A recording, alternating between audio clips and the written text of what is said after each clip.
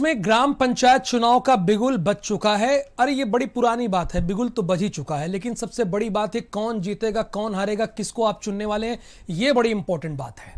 पहले चरण के मतदान में बहुत ही कम समय बचा है। कम समय कैसे बचा है? 15 तारीख को मतदान है, तो समय तो कम है।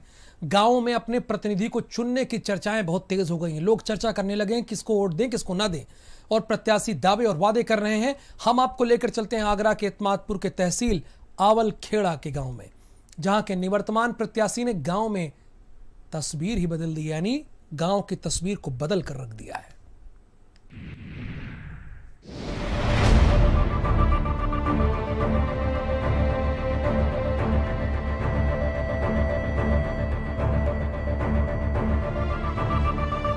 भारत समाचार की टीम जा रही है आगरा के एतमादपुर तहसील के आवल खेड़ा गांव में। कहने को तो ये एक गांव है, लेकिन यहाँ की तस्वीरें आपको किसी छोटे से शहर से कम नहीं लगेंगी।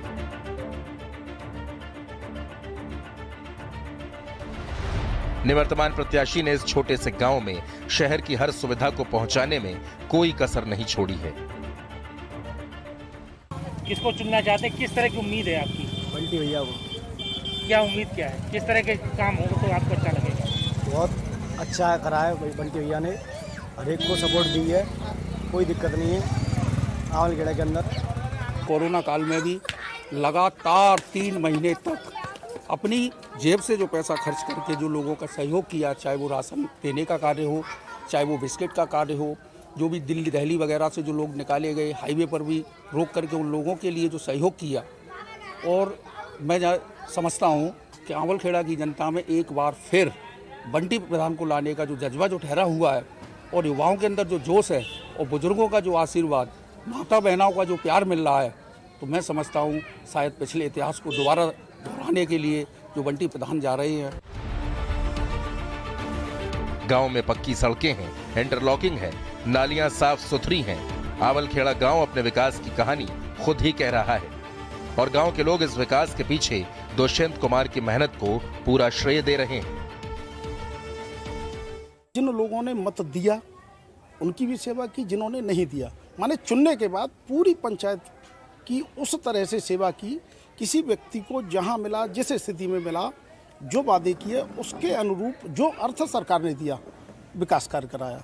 कोरोना काल में 93 दिन एक भी दिन घर नाइट नहीं की। मैं और मेरे साथियों के साथ में पूरे दिन रात पानी, बिस्किट, चाय, अपने व्यक्तिगत घर से राशन, पूरी पब्लिक की सेवा की जहां जैसे हो सकता था। तो बजाय प्रधानी का चुनाव तो एक परंपरा हो जाएगी लोकतंत्र के हिसाब से, पर जनता के हिसाब से कि जनता का सेवक चुनने की तैयारी में हमारे यहाँ की जनता का मन है। बंटी प्रधान बहुत बढ़िया है, 5 वर्ष ऐसी प्रधान गई तो बहुत बढ़िया, बहुत विकास करो है, और इतना बढ़िया, और दोबारा हुआ यही। अच्छा, दोबारा यही हुआ, जाके मुकाबले कोई बढ़िया नहीं है। आप तो लंबे समय से देख रहे हैं क्षेत्र में, किस तरह की दिक्कत आपको लगती है? अरे बहुत बढ़िया समय, हाँ। बहुत बढ़िया, और 5 वर्ष कटी है, न कोई विद्रोह न कचू, और विकास करो बहुत दुनिया भर का। फिलहाल अब गांव में मुख्य समस्या पीने के पानी और कूड़े के निस्तारण की बची है,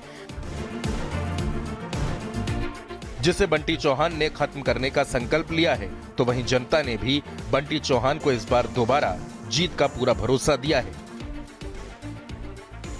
ब्यूरो रिपोर्ट, भारत समाचार।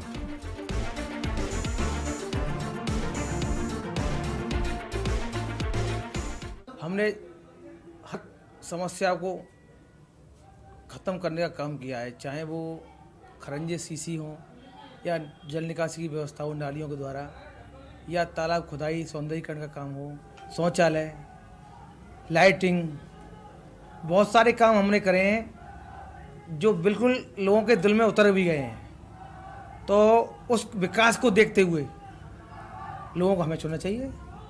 हमने काम किया है लोगों का, चाहे राशन कार्ड की व्यवस्था हो या मान सम्मान की बात हो उनके की, तो उनका भी सम्मान यहाँ सुरक्षित रहा है।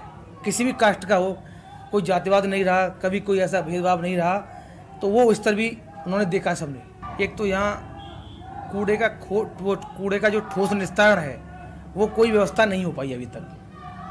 अब थोड़ा सा जगह वगैरह का चक्कर चल रहा है, थोड़ा जगह की प्रॉब्लम है, उसे सॉल्व करा के हम एक तो कूड़े का ठोस निस्तारण कराने की व्यवस्था करेंगे, ये सबसे मेन मुद्दा है हमारा। दूसरा, हमारे आधे से पार्ट गांव में पानी की निकासी का कोई प्रबंध नहीं है, कोई जगह है नहीं जहां पानी चला जाए, तो उसके लिए व्यवस्था करनी है, जो बहुत बड़ा काम है, गांव का मेन काम है वो हमें करना है, वो हमारा लक्ष्य है।